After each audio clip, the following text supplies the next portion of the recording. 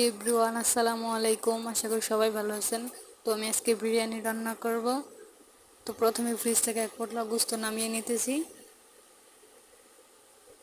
তারপর গোস্তটা পানির মধ্যে কিছুক্ষণ ভিজিয়ে রাখবো।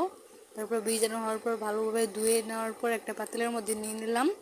তারপর এর মধ্যে লবণ, হলুদের গুঁড়ো, ধনিয়ার গুঁড়ো, গরম মশলার গুঁড়ো, তারপর পেঁয়াজ কুচি, টমেটো কুচি, আদা বাটা দিয়ে দিলাম এর মধ্যে।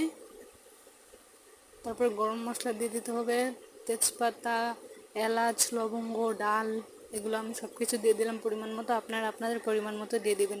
তারপরে অল্প একটু তেল দিয়ে দিলাম। তারপরে খুব ভালোভাবে মাখাচাকা করে নিলাম। তারপরে পর্যাপ্ত পরিমাণে পানি দিয়ে দিলাম। আপনারা আপনাদের পর্যাপ্ত পরিমাণে পানি দিয়ে দেবেন। তারপর চুলার মধ্যে একটা বসিয়ে দিলাম, একটা ঢাকনা দিয়ে ঢেকে। তারপর মাঝে মধ্যে একটু লাড়া দিয়ে দেখতে হবে।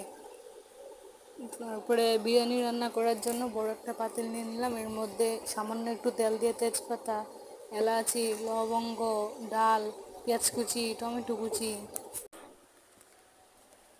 আর একটু আদা বাটা, তারপরে কাঁচামরিচ, গরম মশলার গুঁড়ো, জিরে গুঁড়ো দিয়ে দিলাম এটার মধ্যে। তারপরে দিয়ে দিতে হবে টেস্টি সল্ট, মানে দোকানে গিয়ে আপনারা বললে হবে যে টেস্টি সল্ট। তো আমি টেস্টি সল্ট দিয়ে দিলাম এটার মধ্যে। তারপরে বিরিয়ানি মশলা দিয়ে দিলাম। ভালো করে নাড়াচাড়া করে নেওয়ার পরে ধুয়ে রাখা পোলাও চালগুলো দিয়ে দিলাম এর মধ্যে।